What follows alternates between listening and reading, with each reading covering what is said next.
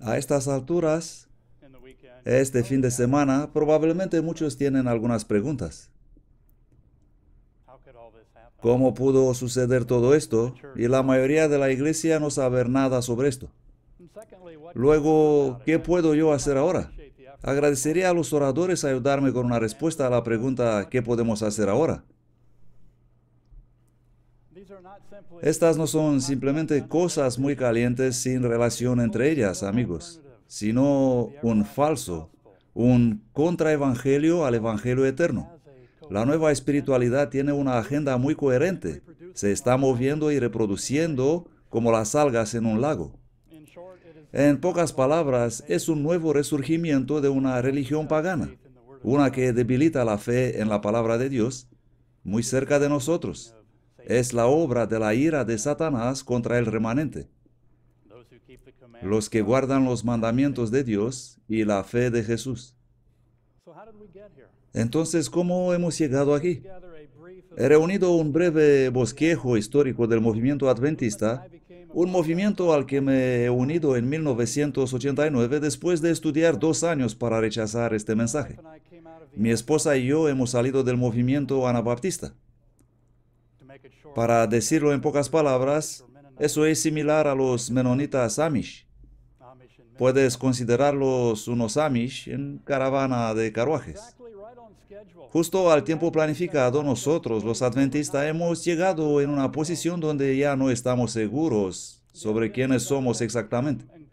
La evidencia de eso es cada vez más visible y continúa creciendo, según hemos visto este fin de semana. ¿Por qué experimentamos este tipo de cambio? ¿Y por qué ahora? El movimiento adventista se levantó como un movimiento de reforma en una época de profunda agitación y necesidad de cambio. Nuestros pioneros empezaron con especial énfasis en algo que ellos creían fuertemente. El movimiento adventista fue informal, altamente orientado hacia las personas y convencido que las religiones predominantes alrededor de nosotros carecían de este elemento especial. Durante nuestro primer cuarto de siglo, nuestros heroicos líderes y fundadores se esforzaron para los objetivos de nuestro grupo bajo la presión de la comunidad que los rodeaba. Esos días se destacan por el vigor y ferviente celo. Las prohibiciones no eran frecuentes, pero la sociedad los martirizaba. Pero Dios estuvo guardando nuestro movimiento. Nuestro trabajo fue el de reformar unas comunidades de religiones confortables que urgentemente necesitaban cambios que crearon grandes disputas. Estábamos mirados ampliamente desfavorable. Podría usar la palabra odiados. Es interesante que nuestros pioneros no usaban la palabra iglesia casi nunca. Y en medio de todas estas cosas surgió la idea de una organización. Los que hoy conocen la historia saben que esto es verdad.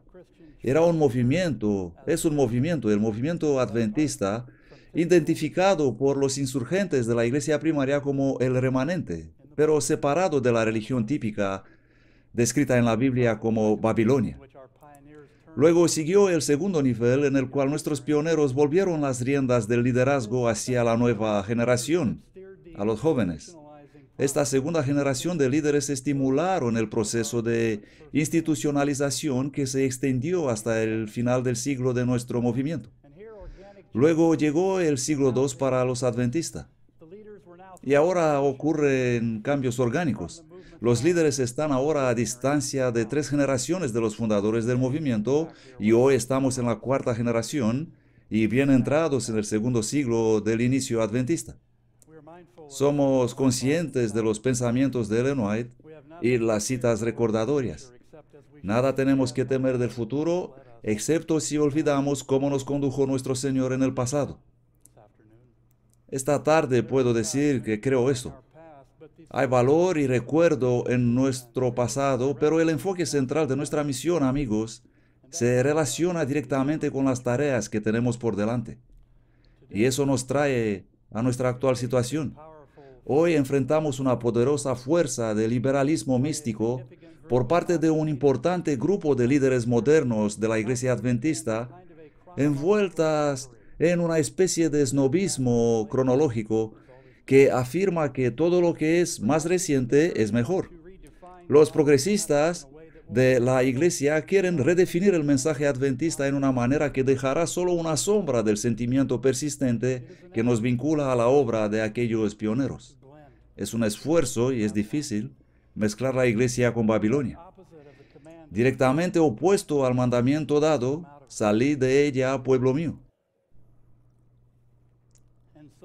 Y así, todo lo que en el pasado fue considerado importante está obligado hoy a pasar por un proceso de selección que lo cuestiona. Por unos 40 años, publicaciones financiadas por la autollamada ala progresiva de la Iglesia Adventista del Séptimo Día han promovido la reinterpretación en prácticamente cada elemento de la fe adventista. Ahí, justo ahí, mientras abrían sus brazos para recibir el misticismo interespiritual sobre el cual hemos escuchado antes. Y me preocupa eso. Me preocupa el hecho de cómo impacta esto sobre los jóvenes y los ancianos por igual. Y de este modo el movimiento adventista se confronta con una situación desconocida en su pasado. Me acuerdo la notable declaración de 1909, entonces fue publicada: grandes cambios surgirán en nuestro mundo y los movimientos finales serán... Ya pensaba que lo conocíais. Os aseguro, amigos, que esa profecía se ha cumplido. Jamás hasta esta década hemos visto cambios tan rápidos conduciendo hacia fines tan extraños y enmarcados en tan atractivo formato. Estas cargas rápidas han sido fortalecidas por la ausencia completa de nuestros púlpitos y de las publicaciones para la Iglesia, como Adventist Review, Ministry Insight y otras, de material que urge obediencia a la ley de Dios y preparación para el retorno de Jesús. Os desafío a encontrar material como ese en los últimos 15 años en algunas de estas publicaciones. Y eso no es bueno para un movimiento llamado a anunciar la segunda venida. Y no hablo por las espaldas. He discutido esto con algunos de ellos. Yo solía escribir para Adventist Review y he gozado esos tiempos. Y luego hice una revista online llamada Advindicate. Si esta iglesia se distancia a sí misma de la continua presencia de Cristo, del sentido de urgencia que hay en el mundo, vamos a perder el centro de nuestra misión y de nuestro mensaje. No podemos hacer esto. Ni tampoco creo que Dios va a permitir esto. Y sea cual sea el lado por el cual caminas, cerca de esa línea divisoria, está entre ti y tu Padre Celestial. Este recuento de organización de la Iglesia se ha extendido en todas partes del mundo. Como organización, su función en el ministerio del Evangelio es profundamente criticado. La diversidad organizadora es paralelizada por un llamado a una diversidad doctrinal. Simultáneamente con todo eso, estamos presenciando una remarcable migración de la religión entre nosotros. ¿Qué significa eso? De primacías objetivas a subjetivas. ¿Comprenden? La autoidentidad adventista descansaba una vez sobre una herencia basada en verdades encontradas y aceptadas en la palabra de Dios. Los elementos experienciales siempre han existido, pero se han usado para definir mi reacción, mi entrega a un nuevo nacimiento, mi respuesta al llamado de Cristo. Esta es una relación objetiva, amigos. El Espíritu Santo me conduce a aceptar los caminos de Dios, sean a mi gusto o no. La Iglesia Adventista del Séptimo Día actual, especialmente en los países occidentales, se ha desplazado en gran medida de la descripción que acabo de presentarles. La énfasis hoy se centra en una relación que descansa en experiencias emocionales y no en la verdad. Por eso es que tenemos hoy todos estos sermones que hacen sentirse bien a todos, que escuchamos de nuestros púlpitos amigos. Es un esfuerzo por parte de nuestros pastores para satisfacer las necesidades que perciben, pero esto no es ser como Dios nos dijo que seamos. Las divergencias sobre el igualitarismo, que dividió la hermenéutica entre nosotros, la cuestión de cómo interpretar la Biblia y de cómo nos presenta la Biblia sus instrucciones, nos ha separado en dos grandes escuelas de pensamiento, y en algunos casos en tres. Es una especie de vida en que nos adentramos y hay un número creciente de miembros que cuestionan nuestros mensajes y nuestro estilo de vida. Ellos conocen poco la Biblia y el espíritu de profecía y están buscando emociones, no una vida basada en verdades objetivos. Por eso no lo tienen. Esa fue la puerta que se abrió al misticismo para entrar en nuestra iglesia. Ahora hemos llegado a la segunda parte de mi mensaje y mi deseo es esbozar el objetivo, el propósito de este misticismo. Y espero que les sea útil. Es importante al hacer esto transmitiros que lo que está pasando en la iglesia es meramente un reflejo de lo que pasa generalmente en la cultura mundial. Existe un esfuerzo para unificar todas las religiones bajo la rúbrica espiritualidad pagana. Los cristianos emergentes, muchos de los cuales hemos conocido este fin de semana, hablan del gran movimiento de cambio que está en marcha. Este es un movimiento masivo, amigos, y se ha impregnado en nuestra cultura y en nuestra iglesia bajo el disfraz del hacer el bien. Permítame explicar eso en términos sencillos. La mayoría de los niños que van a escuelas cristianas hoy día van a ser formados por maestros que han obtenido diplomas pasando por el filtro de la espiritualidad contemplativa. Y eso incluye a los niños de nuestros colegios adventistas, amigos. A menos que el arrepentimiento y el reavivamiento los van a ganar para Dios. Creo que ustedes y sus hijos afrentan una oposición que no ha habido en el occidente de cientos de años atrás. Para mí es irónico, debo admitir. ¿Se acuerdan que hace años el humanismo y el racionalismo secular eran los grandes enemigos y estaban muy combatidos en aquel tiempo? Y se predecía una fuerte erosión de la religión, ese era su objetivo declarado. Y ahora vemos una fuerte erosión del humanismo. Amigos, el humanismo secular está huyendo, se le ha dado caza. Estamos en medio de un reavivamiento gigantesco.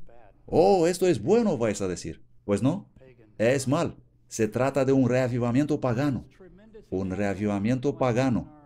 Y existe un muy fuerte evangelismo en marcha en nuestra iglesia para impregnar estas ideas en nuestros hijos, en sus hijos.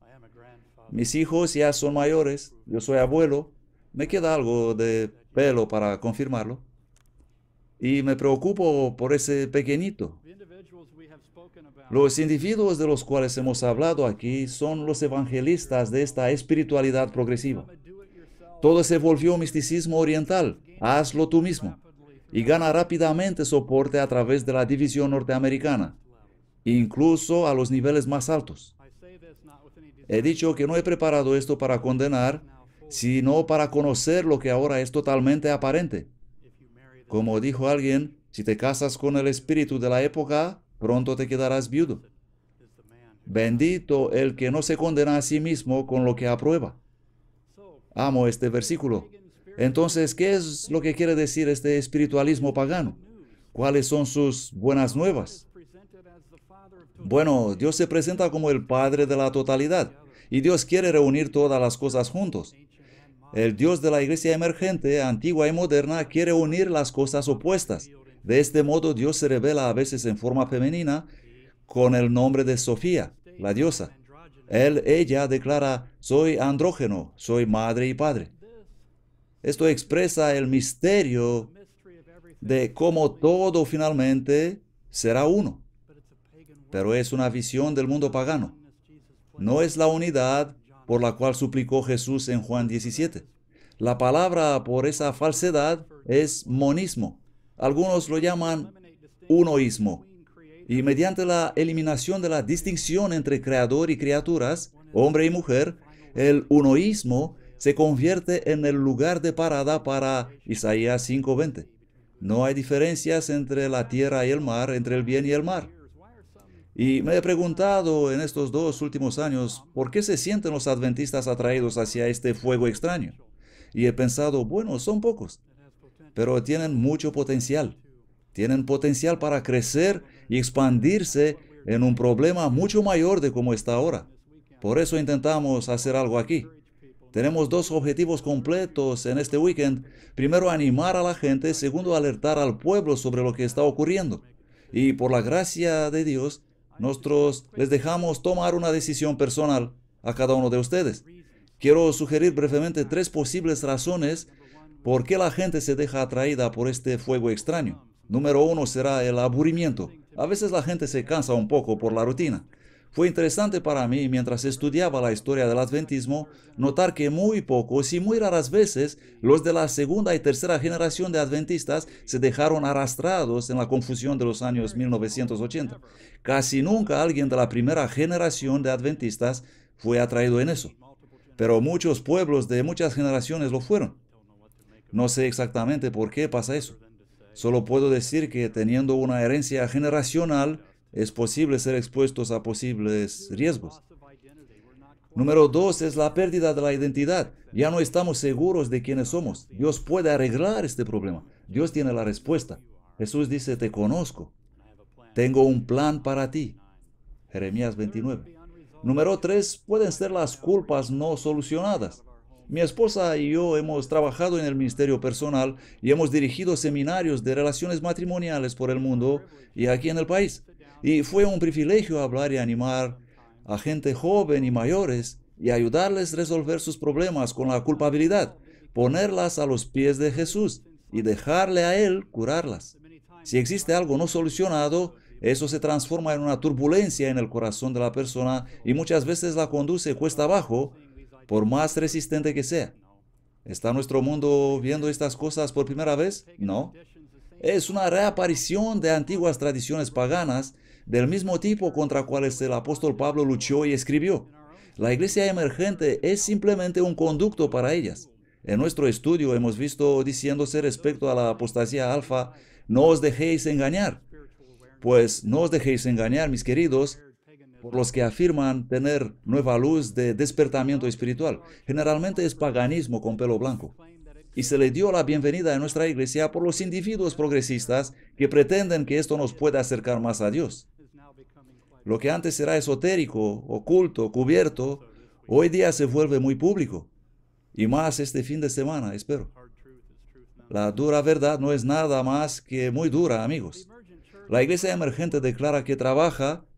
Me gustaría solo citar unos pocos ejemplos de Diana Butler Bass, quien define a Dios en términos de orar a Dios nuestra Madre, el nutriente espíritu de la Madre Tierra, como el futuro del cristianismo. Ella es promovida por un gran número de líderes de la iglesia emergente, incluido Leonard Sweet, Brian McLaren, Jay Claiborne y muchos otros. Para la señora Bass, la cristiandad religiosa es la eliminación de la doctrina. Escuchen esto. La eliminación de las estructuras de autoridad, la eliminación de los códigos morales inhibitorios y, más que todo, la eliminación de una Biblia con herencias deshonestas. ¡Wow! Ella aclama un movimiento nacido por sí solo del aliento de un espíritu no definido en una época de pura experiencia interior. Fin cita. No me extraña que el espíritu de profecía dijo que la Omega la hizo temblar. Tiemblo por nuestro pueblo, dijo. Con tal visiones vacías del Evangelio eterno y de todo sentido bíblico, como presenta Diana Bass, la salvación, y aquí voy a citar, la salvación no es la escapatoria de algún terrible juicio de la mano de un Dios enfurecido, sino más bien ser salvos en nosotros mismos. Ella no deja lugar para la cruz, ni para la expiación. No cabe la cruz en esto. El espíritu que trabaja hoy procede desde los años 60 y es un espíritu romántico con una ética de autorrealización. Tal moralismo es salvación por obras, para la creación de un bienestar global común. Este despertar es algo que en realidad podemos hacer nosotros. Continúa la cita. Y liberar a la gente del temor a las mujeres, al Islam, al pluralismo, al ambientalismo y al homosexualismo. Librar la gente del temor a todo eso. Esta es la nueva ética global. ¡Wow! Para Brian McLaren, la voz profética de Señor Bass es provocativa, inspirativa y una guía sabia hacia el futuro. Este individuo fue promovido, Brian McLaren, en el sitio web de Spectrum Magazine. ¿Cuántos creyentes encontrarán su camino en los brazos mortales de este evangelio? ¿Cuántas de nuestras generaciones de jóvenes teólogos instruidos bajo la enorme influencia de líderes que aman la luz emergente perderán la única fe que los puede salvar? Esperemos que ninguna. Estoy citando al Dr. Carl Jung, a quien muchos consideran como siendo el padre de la espiritualidad moderna. Él dijo esto en una carta a Sigmund Freud hace 70 años. Imagino una tarea más fuerte y comprensible para el psicoanálisis. Creo que debemos dejarle tiempo para infiltrarse entre la gente desde muchos centros, para resucitar entre los intelectuales un sentimiento de atracción para el mito y los símbolos. De este modo sutil y suave, se transforma a Cristo en un dulce Dios de la viña y en esta forma absorbe estos instintos extasiáticos de la fuerza del cristianismo por el único propósito, noten esta palabra, único propósito de hacer el culto y el sagrado lo que fueron una vez. ¿Qué fueron? Aquí viene el resto de la cita. Una embriagadora fiesta de gozo donde el ser humano recupera el espíritu y la santidad de un animal. Este fue el Dr. Carl Jung. Esa era su visión para el nuevo cristianismo, una receta para el nuevo paganismo desde hace 70 años. La gran obra es no ser más cristiano, sino buscar un nuevo orden de cosas. Él obtuvo mucho soporte de los cristianos liberales que compraron esta mercancía, recibieron sus ideas, incluyendo muchos de los cuales fueron presentados este weekend. Por ejemplo, Leonard Sweet fue discípulo de Carl Jung y Joseph Campbell. Sweet promueve favorablemente a Carl Jung unas 25 veces en su libro Espiritualidad Cuántica, como un líder de la nueva luz. Lo que sin embargo no menciona es que Carl Jung era un ocultista y tenía dos espíritus guiadores llamados Filemón y K.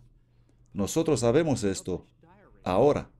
No lo supimos entonces, pero lo sabemos ahora de la publicación póstuma del diario de Carl Jung, apropiadamente o irónicamente llamado El Libro Rojo. Fue publicado hace pocos años. Jung fabricó un mecanismo terapéutico para ayudar que la subconsciencia de las personas sea liberada de la enfermedad mental de culpabilidad mediante la unidad de los opuestos, bien-mal, hombre-mujer, Dios-hombre. Este es el proceso que santifica el subconsciente. Noten esto, si tu ego interior controla tu vida, entonces tus fantasías son moralmente justificadas. Les voy a dar un breve ejemplo. Puedes ser un hombre alto y peludo con barba y decir, soy una mujer. Esto se convierte en un punto de vista sagrado en nuestra cultura. Estas son las buenas nuevas de este nuevo paganismo. Un Dios que une todo en todo y nos hace divinos como Él a través del progresismo. Y si somos divinos, entonces tenemos que ser justos en una justicia social. Cuanto más estudio este movimiento, más puedo comprender que hay dos cosas detrás de esta visión frenética de la civilización. Primero es el misticismo interreligioso y segundo es la ideología de la justicia social. Estas dos cosas son los potentes motores de la espiritualidad hoy. Para ello se necesita compartir la espiritualidad en servicios colectivos que son el misticismo y la justicia social. Estas doctrinas abren el camino para la justicia social y la experiencia espiritual. Esta es la fuerza propulsora detrás del Proyecto 1 y de la Fraternidad Adventista de Paz. ¿Y qué es la justicia social? La frase misma es de moda y a menudo un término ambiguo usado en mass media, universidades y a veces en la iglesia. Creo que pocos entre nosotros desearían proceder en contra de la justicia, ¿correcto? Este es el poder de esta posición. Si estás en contra de la justicia social, se interpreta que estás en contra de la justicia. No estás en contra de la justicia, pero hay un sentido general en la iglesia, especialmente entre los jóvenes, que la justicia social debe ser buena para todos, ¿correcto? Y de esta manera fue implementada como una causa en consonancia con las enseñanzas cristianas y como algo en que los cristianos deberían involucrarse. Pero lo que falta en todo esto es el verdadero sentido de la justicia, una comprensión clara de lo que es la justicia en realidad, es decir, qué define la justicia. Se escribieron un montón de libros sobre la justicia social, pero sin definirla. Un amigo mío preguntó a un autor qué es la justicia social y ese no pudo responderle, pero tenían toda una organización configurada que hacía propaganda para la justicia social. Creo que fue bastante interesante experiencia para mi amigo. Además de Dios y su palabra, la justicia social se convierte en un concepto general bajo el cual todas las formas de ideas sociopolíticos y morales han sido introducidas clandestinamente en la iglesia, en las universidades y en la sociedad en general. Esto, en pocas palabras, es lo que ocurre cuando las nociones humanas de justicia son separadas de la justicia de Dios. Ahora, permítame que brevemente pasemos por unos subtextos de justicia social. El número 1 es la justicia de género, la propagación de la agenda feminista. Esto es un gran sector de la justicia social. Creo que el elemento fundamental que anula la diferencia bíblica en todos los aspectos es el feminismo. He observado esto desde hace mucho tiempo estudiando este fenómeno. La única cosa buena que aportó el feminismo fue curar a algunos hombres, algunos machistas. Pero todo lo demás es un desastre completo para nuestro mundo. Y a veces hemos hablado con jóvenes que recibieron daño del feminismo y vemos lo que pasa hoy en la iglesia también. El número 2 es la justicia sexual, la propagación del homosexualismo. Número 3, la justicia ecológica, la propagación de las visiones radicales de los ambientalistas. Y número 4, la justicia reproductiva. ¿Sabe qué puede ser eso? El aborto, la propagación y la protección del derecho al aborto. Puede que muchos se acuerdan del doctor Eric Walsh y qué le pasó este año a nuestro hermano. Él fue duramente perseguido en Pasadena. ¿Os recordáis el nombre de aquel grupo que lo perseguía? ¿Su título? Estudiantes Unidos para la Justicia Social. Por lo tanto, se nos dice que el aborto, el matrimonio homosexual, el ambientalismo y la redistribución de la riqueza son cuestiones que los cristianos deberían apoyar o arriesgarse a ser etiquetados como hostis humani genericis, enemigos de la raza humana, en latino. No se equivoquen, amigos, este es un ataque de fuego cruzado por parte de la multicultural geopolítica ley dominical que se acerca. Está viniendo, se prepara ahí. Este es el tipo del mundo en que entramos en vez de ir a la Biblia y ver lo que enseña en realidad. Los rigores de tal estudio pueden ser evitados simplemente consignando el problema a la experiencia. La doctrina es presentada como divisoria y las experiencias místicas interreligiosas son elevadas al nivel del disolvente universal que disuelve las diferencias. Su mantra es, soy espiritual pero no religioso. ¿Habéis oído eso, no? Claro que sí. Esto es lo que siempre hicieron los liberales. Buscaron la sabiduría de los paganos. En su redacción, el cristianismo emergente es cristiano, mientras su espíritu es el paganismo moderno del occidente. Es un parásito prosperando en el terreno del adventismo. Y tiene un objetivo. ¿Qué objetivo? El objetivo del liberalismo siempre ha sido, y estoy usando este sentido histórico y forense de lo que es el liberalismo, porque creo que es correcto, el objetivo del liberalismo siempre ha sido el de adoptar ciertas prácticas paganas en forma de cristiandad a fin de vender la fe cristiana a bajo precio. Si seguiremos este camino, amigos, nunca más vamos a escuchar la palabra arrepentimiento y vamos a perder el centro de nuestra misión y nuestro mensaje. Ahora, ¿qué se necesita? La fórmula simplista es dejar que todo siga a la deriva y nosotros lamentar nuestra fe. En lugar de esto, quisiera sugerir dos cosas. Dos cosas. Resistir y expandir. Resistir y expandir, actuar, alcanzar las personas. Resistir significa que no corramos más por ahí con los ojos vendados, amigos. Vamos a pensar honestamente y luego vamos a actuar. Ha pasado mucho tiempo y es necesario empezar a proveer dirección y ánimo para nuestra iglesia. Si no lo hacemos nosotros, ¿quién lo va a hacer? Resistir significa que debemos luchar. No se necesita mucha sabiduría para luchar, amigos. Todos lo podemos hacer. Pero ¿cómo luchamos? ¿Cómo tenemos que luchar? Primero tenemos que humillarnos a nosotros mismos y pedir a Dios poner su espíritu en nosotros. El tipo de problema con cual lidiamos no puede ser vencido con sabiduría humana. Debemos usar armas celestiales, no humanas. Entonces, ¿cuál es la solución? Si nos humillamos y buscamos al Señor en su palabra, Él nos va a dar sabiduría. Esto es lo que necesitamos. Hay tres grandes necesidades esta tarde en mi vida y la de ustedes: sabiduría, paz y entendimiento. Las tres deben provenir del cielo y vendrán del cielo.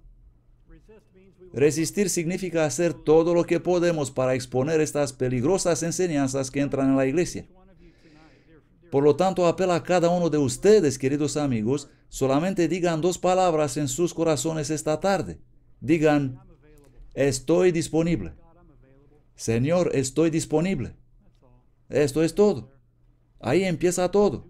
Si desean hacer eso, Dios lo va a recibir y lo va a usar para ser una ayuda para las personas y para desenmascarar estas cosas, para levantarse en contra de ellas.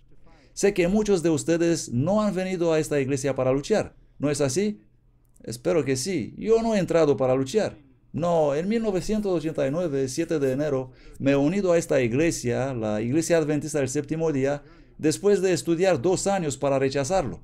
Fue un largo viaje que escribí y publiqué, y no tenemos tiempo ahora para hablar de eso, sino que es suficiente decir que la mentalidad que tenía como la séptima generación de anabaptistas, todos de la Fraternidad Baptista Alemana, una iglesia que todavía aprecio, la herencia y las cosas que he aprendido ahí, pero he cambiado esta mentalidad de sombrero negro y demás por la mentalidad adventista, y me gustaría esta tarde mentalizarme en la mentalidad de Elías, la mentalidad que viene del cielo, y el momento que alcanzó la tierra y Elías fue tomado, la cosa más importante para Eliseo, ¿qué fue?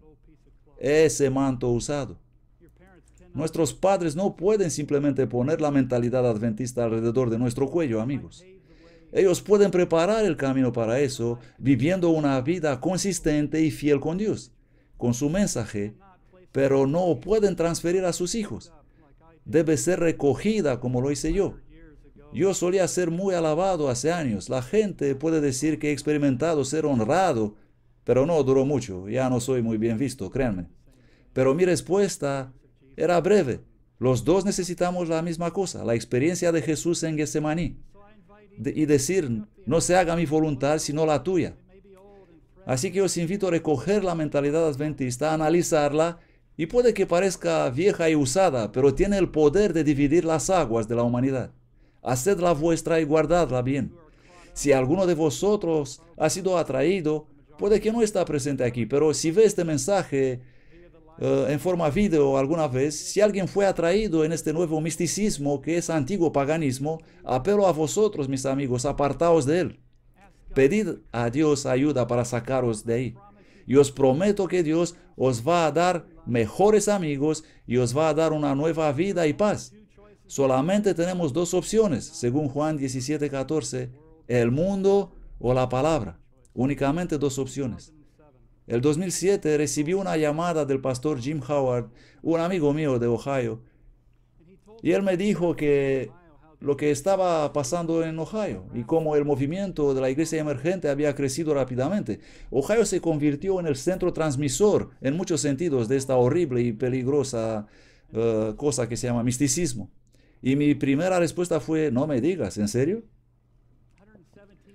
117 minutos más tarde cogí el teléfono y tuve que tomar una decisión. ¿Qué debería hacer? ¿Qué debería hacer? Había orado para eso, y si iba a llamar a esta persona, sabía que tengo que resistir y estar firme y hacer todo lo que podía para exponer eso, y en la forma correcta, con el espíritu correcto, hablar la verdad en amor. Y así apelo a todos ustedes esta tarde y a todos los que me escuchan, mis hermanos: levántese en la forma correcta. No es necesario hacer lo que hago yo aquí, pero póngase a la disposición de Dios y tengan el deseo de servir. Pidamos juntos a Dios perdonarnos por ignorar estas cosas y luego digámosle: estoy disponible. Expandirse, alcanzar, número 2. Muchos entre nosotros llevan tiempo sintiendo un alejamiento, y eso puede ser muy doloroso. Y me preocupa eso. Me preocupo por los que están aquí este fin de semana. Algunos están aquí porque no saben dónde ir en otra parte. En nuestra iglesia existen más personas heridas de lo que nos damos cuenta. Y pasa lo mismo en nuestros círculos de influencia donde nos puso Dios a cada uno de nosotros. Nuestra obra debe ser la de animar a los que nos rodean y ayudarlos a resistir a lo que fue presentado aquí. Muchos adventistas han sido dañados por esta confusión, muchos que escuchan esto. Los tenemos que alcanzar. Seamos disponibles para orar con las personas. Hagámoslo saber que no están solos. Seamos disponibles para ayudar a los que fueron engañados por esta espiritualidad progresista y siempre hablemos la verdad en amor, amigos. Debemos estar dispuestos a cuestionar nuestras propias palabras y espíritu, al igual de celosos como estamos para cuestionar a los que predican estos peligrosos errores. Nunca descuidemos el verdadero evangelismo al hacer esto. Las personas en el tiempo del fin tienen dos hermosas marcas de identificación. Podéis leer sobre esto en la Revelación 12:11. Dos hermosas distintivas características. ¿Saben cuáles son? La sangre de Jesús y la palabra de su testimonio. Tengo buenas noticias esta tarde. Dios trabaja en la obra de cambiar vidas, amigos. Él no ha abandonado ni este movimiento ni a nosotros como personas. Él está aquí y se preocupa para nosotros y nos quiere salvar. Él quiere dirigirnos y sostenernos. Vamos a pasar por pruebas. Dios está contigo en la prueba y lo usa para cumplir grandes cosas. No importa si recibimos golpes en medio de las pruebas o sentimos que nunca acabará la prueba. Comparte tu experiencia sobre el poder sostenedor de Dios. Envíalo a Advindicate tal vez. Nosotros recibimos los buenos relatos. En serio, lo digo sinceramente. Buscamos buenos testimonios. Y fuera de estas pruebas, de estas experiencias desconcertantes como iglesia, creo que saldrán algunos hermosos testimonios y relatos. Hagamos que sean conocidas. Dios va a usar tu testimonio para bendecir a otras personas. Encuentra el propósito de Dios en tu dolor. Y no deje la amargura o la incredulidad desanimarte o robarte el tesoro que Dios está refinando en ti. Dios te dará un testimonio. En conclusión, vamos a repetir brevemente. Número 1, humillarnos a nosotros mismos. El movimiento adventista, queridos, está adentrándose en un cañón muy estrecho. Y los únicos que saldrán vivos de esto serán los humildes. Ellos van a vencer, así dice la Biblia. Ellos saldrán ilesos. Número 2, resistir a estos errores. Haced participar a los líderes con responsabilidad. Hablad la verdad en amor y estén firmes para la verdad. No se dejen intimidados o seducidos por esta nueva espiritualidad. Les quiero desafiar y animar a cada uno de ustedes. Escuchen, el esfuerzo de ser aprobado por esta cultura es la peor evidencia posible de que estás en el camino correcto. Pastores, queridos amigos, la cultura os pedirá continuamente lo que desea oír. Y si ustedes estudian la cultura a fin de ser relevantes o van a darle a la cultura lo que quiere, ustedes no están haciendo teología, sino sociología. El Evangelio eterno es un mensaje de afuera de la cultura que entra con estas palabras. Temed a Dios y dadle gloria, porque la hora de su juicio ha llegado. Y, digámoslo todos, y adorad al que hizo el cielo, la tierra, y el mar, y las fuentes de las aguas. Este es un mensaje maravilloso y convincente para la cultura. Y últimamente el número 3, expandir, alcanzar las personas. Piden a Dios amar las personas a través de ustedes. Puede que digas, no los puedo amar. Sé que algunos son difíciles para amar y lo comprendo. Yo he pasado por ahí a veces. Pero pide a Dios que haga algo maravilloso dentro de ti, que ame a las personas a través de ti. Algunos van a escuchar. El dolor puede ser instructivo, puede ayudar a identificar el problema. Oren con ellos, pedirles permiso para orar con ellos y animarlos. Y por encima de todo, estén firmes en la palabra de Dios. No se dejen abatidos, amigos. No renuncien a la fe. El Evangelio eterno son buenas nuevas masivamente que el paganismo no puede silenciar. Creo que Jesús tiene sus manos sobre el movimiento adventista. Vamos a rogarle que ponga también sus manos sobre nosotros. En esta mano vamos a encontrar perdón. Vamos a encontrar coraje para resistir y vamos a soportar todo hasta el final. Amén.